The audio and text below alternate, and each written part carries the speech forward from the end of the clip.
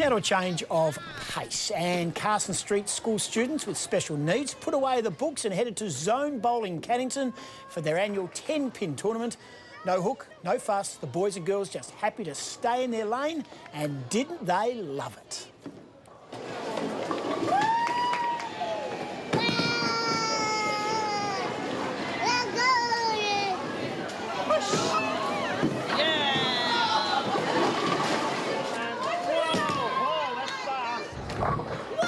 There is a trophy up for grabs, and the Carson Street School kids are playing for keeps, but we think they're all winners and we think they all deserve tonight's play of the day.